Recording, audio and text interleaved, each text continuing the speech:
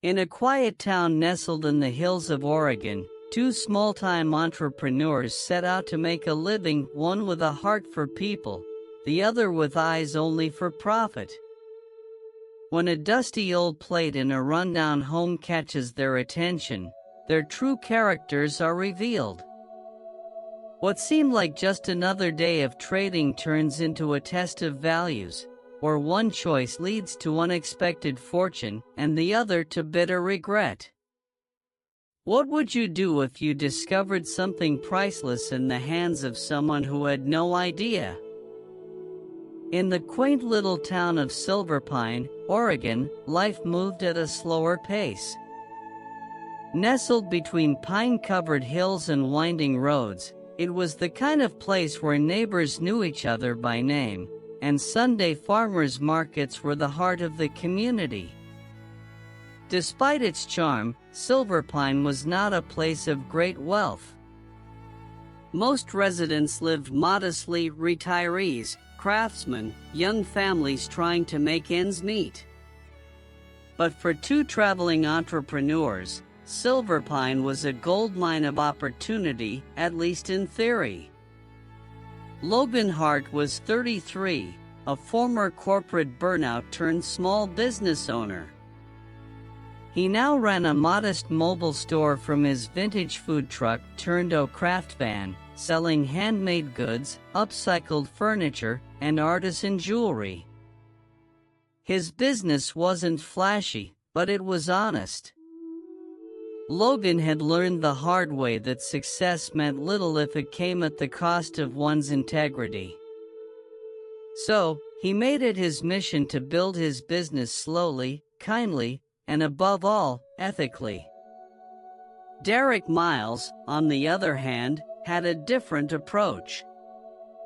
At 41, he prided himself on being a reseller extraordinaire, flipping thrift store finds into high-ticket collectibles online. With his slick hair, loud Bluetooth headset, and the habit of always looking at his phone more than people, Derek saw the world in terms of margins and missed opportunities. Honesty, to him, was optional. If a deal didn't favor him, he'd twist the truth until it did. The two men had crossed paths at regional flea markets and small-town events for years, and while they weren't exactly friends, they had an unspoken agreement: split the territory, stay out of each other's way, and never poach customers. On this particular week, they both rolled into Silver Pine to attend the town's summer folk fair. After flipping a coin over coffee at a roadside diner, they agreed Logan would start on the north end of town, Derek on the south, then they'd switch routes the next day. It was an ordinary arrangement on an ordinary day.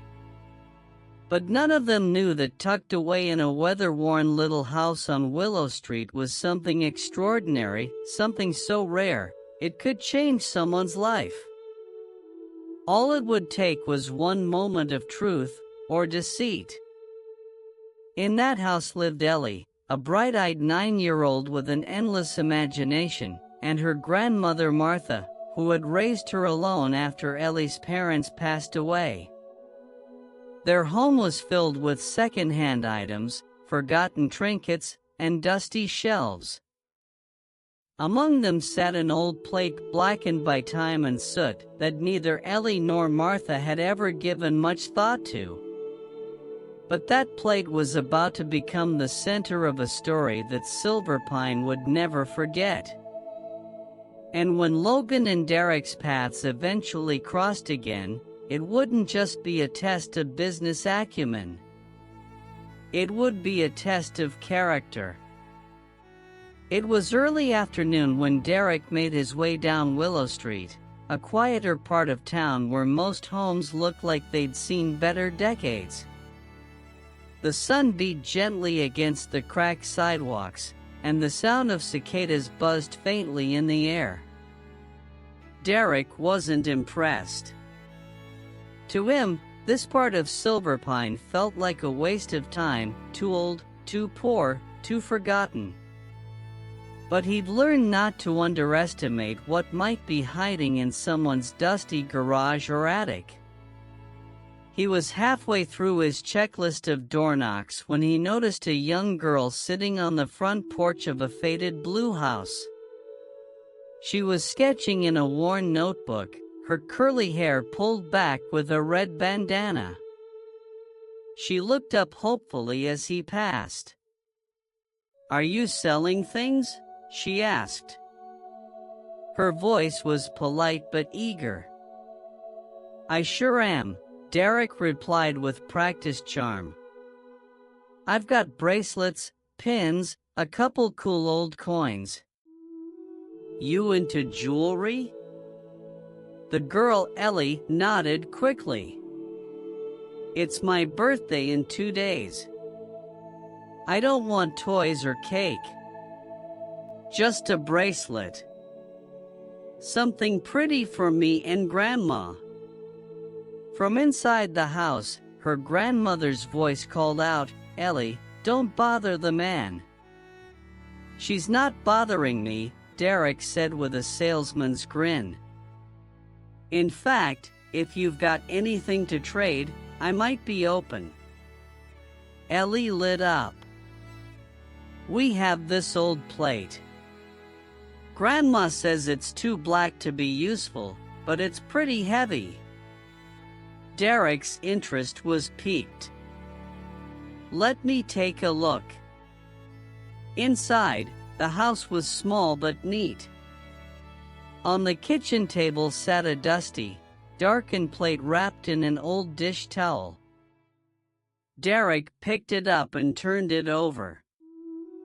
It looked like ceramic at first glance, but something about the weight and texture caught his attention. Using his thumb, he scratched the bottom gently. A golden shimmer peeked through the soot. His heart skipped. Gold! It wasn't ceramic. It wasn't junk. This was real. Antique. Possibly worth thousands. But he didn't flinch. Years of practice had trained his face to stay neutral. He shrugged, set it back down, and sighed. "Sorry, folks. This isn't worth even a plastic bracelet. Looks like old cookware. No market for this stuff." Martha looked disappointed, but not surprised. Ellie, however, frowned. "But it's heavy." "Sometimes heavy doesn't mean valuable," Derek said, already backing toward the door. "Good luck, though."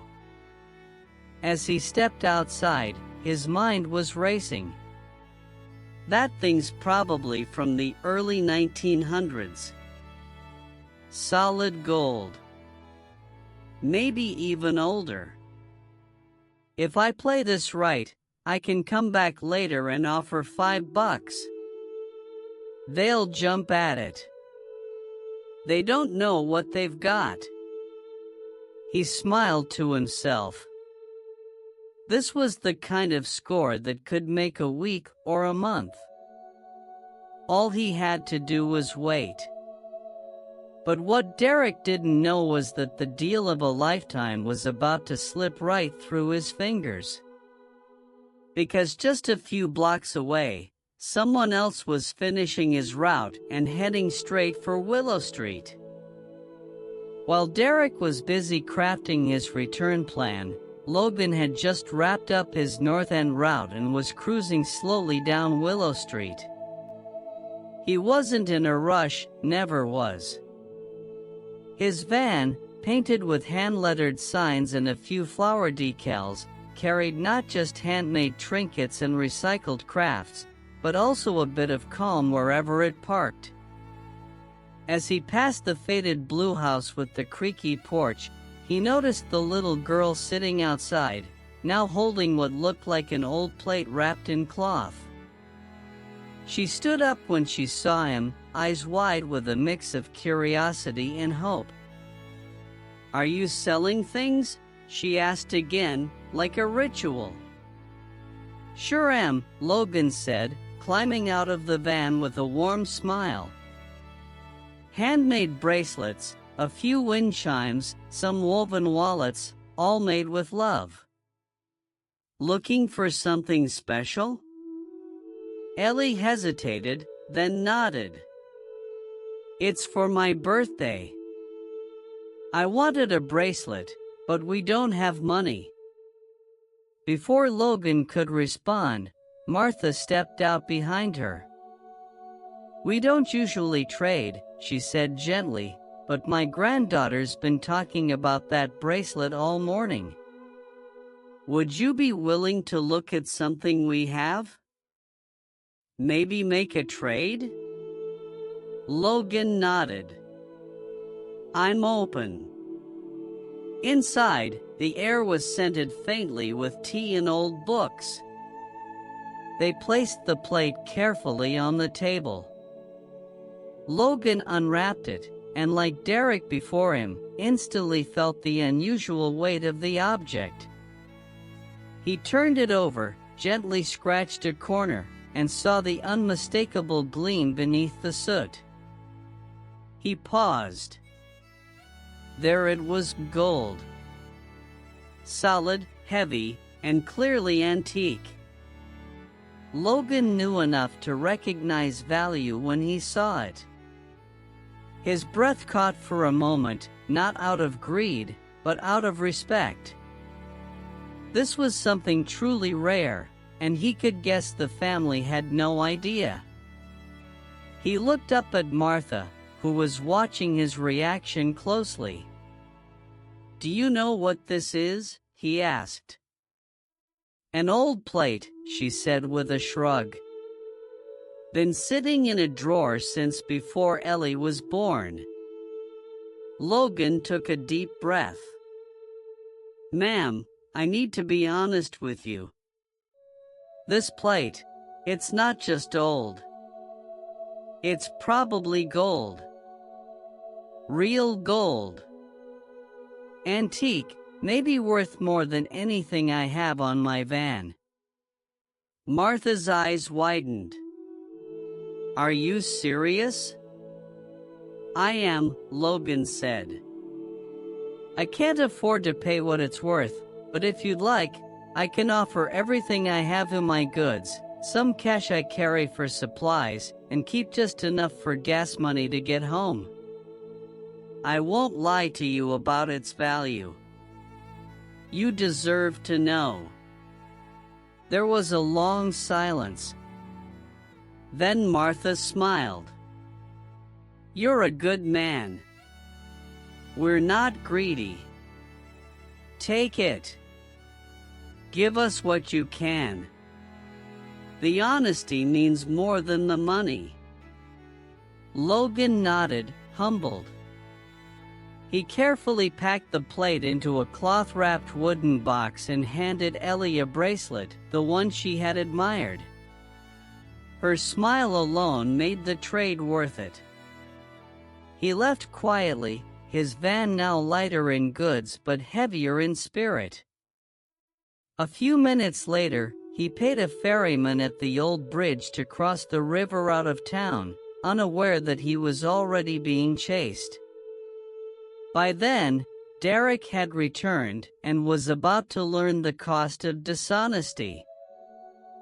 Just as Logan's van disappeared over the hill toward the old bridge, Derek pulled back onto Willow Street, whistling and already planning how he'd flip the golden plate for a massive profit.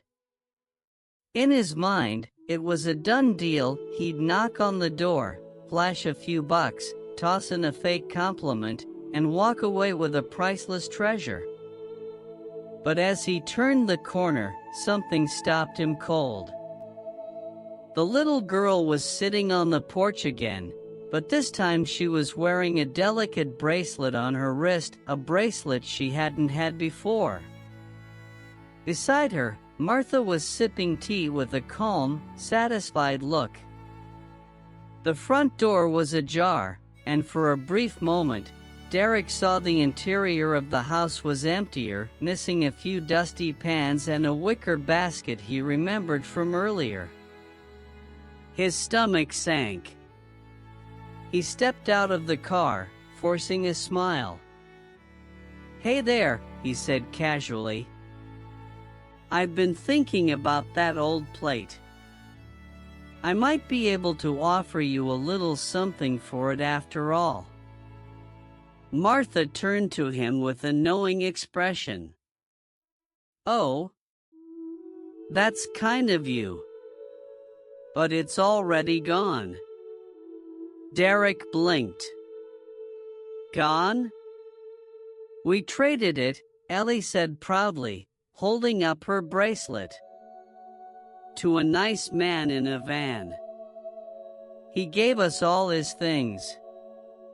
Grandma even got a real cast iron skillet." Derek's face froze. "Wait, you gave it away?" "He was honest," Martha said calmly.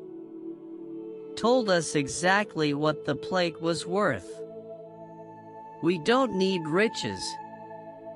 We just wanted fairness." Derek's hands curled into fists. That plate was gold. "Do you understand what you gave away?" Martha stood. "Do you understand what you gave up? You had the chance to do the right thing. You chose not to." Rage surged inside him. He didn't say another word. He turned, stormed back to his car, and gunned the engine, tires skidding on the gravel as he sped toward the river. By the time he reached the old ferry dock, Logan's van was already halfway across. Derek leapt from the car, waving his arms. "Hey! Come back! That's mine! You stole it!" On the boat, Logan stood beside the ferryman, calm. He looked across the water at Derek, recognized him immediately, and simply shook his head. "Keep going," he said quietly. "No need to turn back." The ferryman nodded, unfazed by the shouting behind them. On the shore, Derek screamed in frustration, throwing his hands in the air. "You robbed me!" But it wasn't true. He hadn't been robbed. He had lost. And not just the plate. He had lost something far more valuable, the chance to do right, the moment to choose honesty, the opportunity to be remembered for good. The moment passed. And it would never come again. He stood there, chest heaving, pride shattered, the future he imagined dissolving into river mist. Meanwhile, the honest man drifted farther down the current, with nothing left in his van, but everything in his heart. The next morning, word had already started to spread across Silver Pine. People at the folk fair were talking not about bargains or food trucks, but about what happened on Willow Street.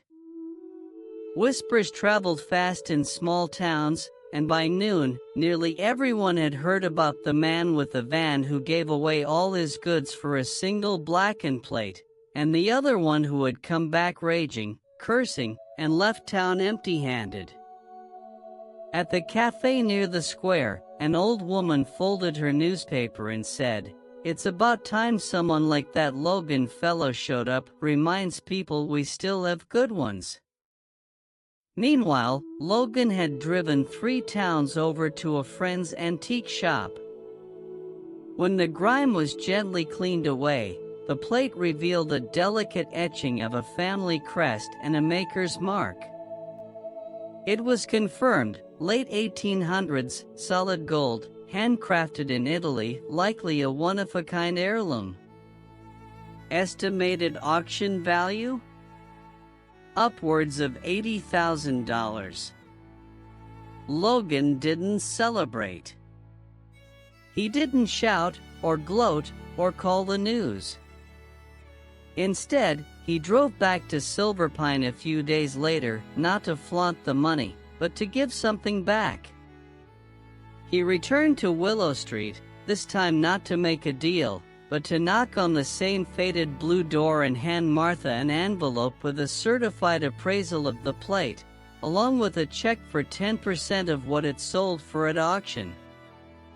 "You deserve this," he told her. "You and Ellie." Tears welled in the old woman's eyes. "But you already gave us more than we asked for." Logan smiled. "That's the thing about fairness. It doesn't stop at what's convenient." Later that week, Logan used a portion of the earnings to create a small grant program for young artists and local crafters, helping others like himself get started without relying on shortcuts or shady business. He named it the Willow Grant, in quiet tribute to where it all began.